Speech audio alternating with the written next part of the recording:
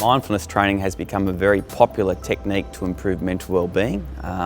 It's very much utilised by psychologists in the effort to reduce stress and to manage several different mental health conditions. Now, one of the leading benefits of boxing and kickboxing training is that the activities within this exercise require a lot of mindfulness.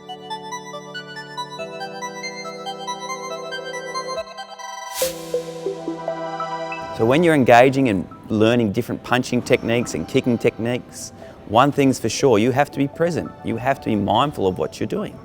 And when we combine that with the health benefits or the cardiorespiratory benefits of exercise, we get a nice 1-2 punch for mental health. We can see clearly that this type of exercise, due to its high cognitive demand and the need to be present and focused on the activity at the time, can lead to benefits such as stress reduction. It can improve mental clarity, it can help with decision making and executive functions, and it can help with dual tasking. Critically, what we know is that by engaging in any form of exercise that requires the use of skill, coordination, balance, we have to really be focused on the present time. And that is the whole basis for mindfulness training. In meditation or mindfulness practice, we are deliberately trying to quiet our mind and eliminate thoughts of past and present and focus on breathing or focus on something that allows us to think in a way that's non-judgmental, particularly towards ourselves. Now, if we draw a parallel to something like kickboxing and boxing, where we're actually in the middle of learning a new combination, the first thing that happens is initially there's a lot of internal dialogue. So that in itself may be beneficial for mindfulness, it may not be. But what then happens is, to get past the cognitive stage of learning and get to the next stage of learning, which is the associative stage of learning, we have to let go a bit of that internal dialogue. But with practice and repetition, you transfer past that stage and you move into an associative stage of learning where that actual technique or that set of combinations is becoming that little bit easier to perform. And once again, with further practice, you actually then move on to what's known as the autonomous stage, where in actual fact, you're performing the movement without the level of internal dialogue and heavy cognitive load that comes with trying to learn a new skill. And it's at this stage where we're probably at a point which would be close to what's known as physical meditation. That is, we're performing an activity, we're engaged in that activity, but we're not judgmental of ourselves, we're not criticising ourselves, we're not critiquing ourselves through that learning process.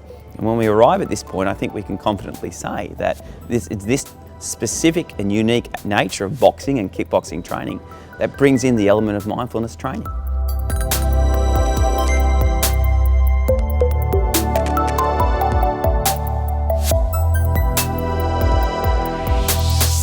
We think about an activity like running or cycling. The activity is very quickly mastered, and once you've mastered that activity, the attentional focus on internal and external cues becomes lower and lower, and that probably leaves the mind more open to thinking about other things and being aware of what's happening in your life at the time. If we contrast that to something like boxing and kickboxing, where you come into a session and immediately from the very beginning of that session there's a strong focus on external cues. That is, where am I punching? I'm punching a target. I've got to look at that target. I've got to be aware of how my hand or foot is positioned when I strike that target. This is a really good example of an external cue, and I think when we're undertaking an activity that has a high emphasis on external cues, we're less likely to have room cognitively to be aware of what's happening in our life at the time, and that creates that mindfulness that if I'm not completely engaged and present in what I'm doing, and that might be punching or kicking an object, I'm going to make a mistake, or my coach is going to pick me up on that. So in that instance, we can see that ability to what many call zone out, or at least become completely aware of what you're doing at the time and less aware of what's happening around you, like your stresses, for example, gets heightened. And I think the key is that this is the unique aspect of boxing and kickboxing, that it's the external cueing that takes place for the whole session, that requirement and need to be focused on where you're positioning your hands and your feet, where your balance is, where your positioning is, on a constant basis in this type of training that leads to that beneficial effect on mindfulness. I think we can draw some parallels on the mindfulness with the results of a recent study that's been published coming out of the Australian Institute of Sport, where they looked at the effect on punching performance in a group of combat athletes who were given either internal cues and external cues. And what the study showed is when athletes were given an external cue, they actually were able to punch harder and more effectively.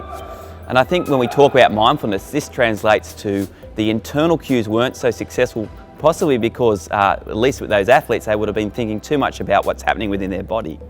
And when we think about mindfulness, one of the things we're trying to do is lessen internal dialogue. We're trying to reduce the internal focus on our stresses of the day, our worries of the day, and we're trying to increase the focus on the task at hand. And that's really like an external cue. So when your coach says to you, I want you to hit the pad as fast as you can, that's an external cue. And to do that, you have to be very present. You have to be mindful of what you're doing. And whilst ever we're engaging in something that's mindful, we have less internal dialogue, and I think we can say confidently that we're likely to see improvements in our ability to be mindful and practice physical mindfulness.